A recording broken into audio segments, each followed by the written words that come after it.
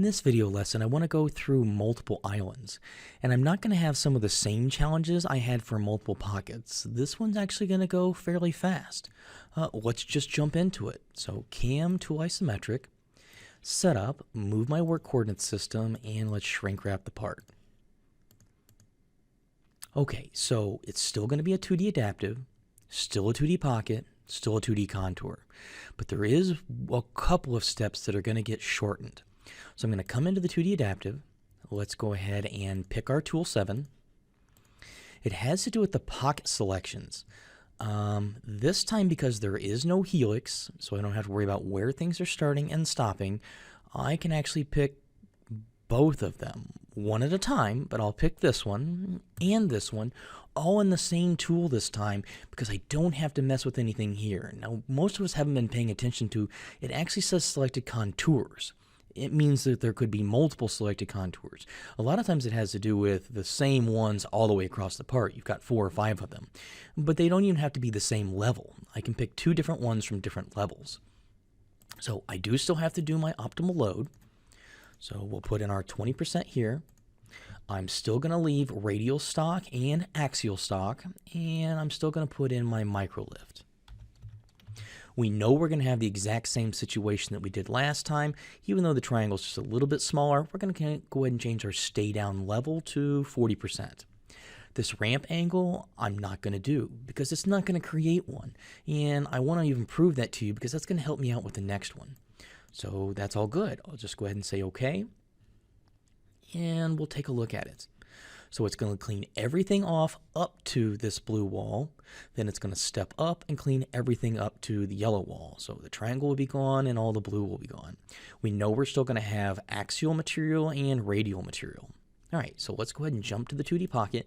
Do I get to do the same thing here? Well, I do. I actually just get to pick both of them. And because I'm not messing with anything here, I really don't even need to change the stock top for either one of those because I'm not measuring from anywhere. I've already measured it earlier, and I know from this red down to the blue, there's only 7/8 of an inch. So I can do that all in one shot with a 1/2 inch tool. I could go all the way down to an inch, that being the 200% of the tool's diameter. But everything's going to be fine. I still need to go ahead and add my 50% step over. That part hasn't changed.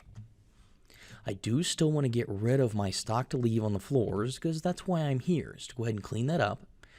And then we'll go ahead and put in our micro lift. And same thing, we're not going to put the helix because it's not there. So I don't have to worry about where they're starting and where they're stopping. Otherwise I would. I would have to worry about this one starting at a different one than that one was going to start. There's no helixes here. I don't have to worry about that. So I can just say OK, and it should go ahead and take care of everything on the bottom, then jump up and take care of everything on the yellow. So now all I have left is the walls. So I can go into my 2D contour. I can pick my outside profile and my outside profile, and that's it.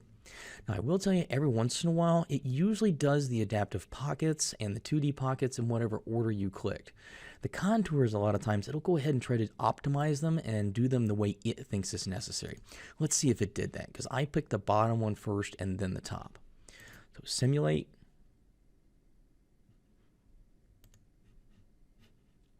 And play.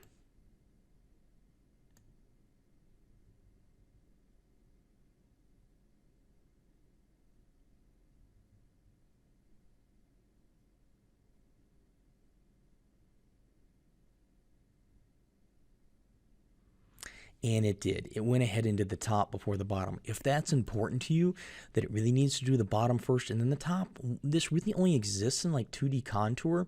You do have the option on the passes tab to preserve order. And if I say preserve order, then it will do it in the order that you clicked on things. So if doing contours, if that specific order was important, then you can do that. So I do have a couple of lifts in here that I wasn't as happy with. Is there a way of changing that? Maximum stay down distance. Yeah, this one doesn't have a least or a most. So I do have the list height, but I don't get to control how much it does it or how often it does it. So for right now, I'm just going to have to be happy with it. So everything looks good. I've got my 2D adaptive, 20% tool engagement. I've got 50% tool engagement, and then I've got my contours. So there you go. That's multiple islands.